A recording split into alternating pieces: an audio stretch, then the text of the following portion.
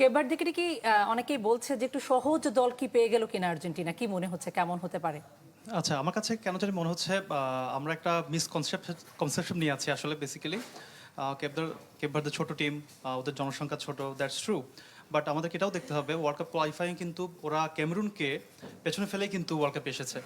So এখন পর্যন্ত ওদের যেই পারফরমেন্স দেখছি, so far so good. So definitely Cape ভার্দেকে ছোট করে দেখার সুযোগ নাই, ডেফিনেটলি রাউন্ড অফ 32-তে আরও নাই।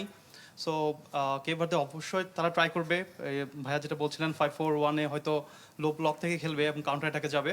বাট আমরা মনে করি আর্জেন্টিনা ওদের স্ট্রেংথ যেটা আছে সেটা যদি ইউটিলাইজ করতে পারি আমরা, definitely we will go through. আমরা একটু ব্রাজিল ফ্যানের কাছ থেকে একটু জানতে চাই, নকআউট পর্বে যেহেতু জাপান ব্রাজিলের প্রতিদ্বন্দ্বী হতে যাচ্ছে, কি মনে হচ্ছে ম্যাচটা কেমন হবে? আমার তো মনে হচ্ছে ম্যাচটা একটু মানে খুবই হার্ড হবে ফর ব্রাজিল, কারণ ব্রাজিলের এখন যদিও আমরা প্রিভিয়াস ম্যাচে দেখেছি যে ব্রাজিল ভালো খেলেছে, স্ক্যালোনি অ্যাঞ্চেলো তো অনেক ভালোভাবে টিম সাজিয়েছে। তো আমার কাছে মনে হচ্ছে যতই সে ভালো করে সাজাক বা যাই হোক, জাপান তো অনেক হার্ড টিম। জাপানের ট্যাকটিস আমরা দেখছি রিসেন্ট ম্যাচগুলোতে, জাপান অনেক হার্ডভাবে খেলবে এবং ব্রাজিলের জন্য একটু টাফ হয়ে যাবে যেহেতু রাফিনাও ইনজুর্ড। বাট আমরা দেখছি রাফিনার জায়গায় কিন্তু রায়ান অনেক ভালোভাবে খেলেছে। তো যদিও খেলুক তবুও দেখবো জাপান যেরকম ট্যাকটিস দিয়ে খেলে ব্রাজিলের জন্য হার্ড। আচ্ছা, আমরা একটু ব্রাজিল আরেকজন ফ্যানের একটু কথা শুনে আসতে চাই, জাপান কি আসলেই শক্ত টিম বা কি হতে পারে খেলার রেজাল্ট? আমরা শুরু থেকে দেখেছি জাপান ভালো পারফরমেন্স দিয়ে আসছে।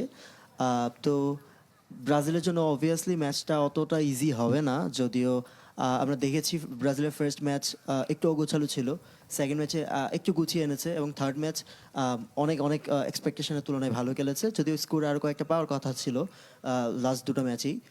কিন্তু জাপান কি করছে, তারা শুধুমাত্র ফিল্ডে গিয়ে শরীর দিয়ে খেলছে না, তারা মাথা দিয়েও খেলছে। আপনি যদি দেখেন, আমি একটা নিউজ পড়েছি, হয়তো বা 25 জন অ্যানালিস্ট নিয়ে এসছেন তারা, 25 জনই ইউনিভার্সিটি স্টুডেন্ট। এডুকেশনটাকেও কিন্তু এই খেলার সাথে তারা একসাথে করে কাজে লাগাচ্ছে। এক্স্যাক্টলি।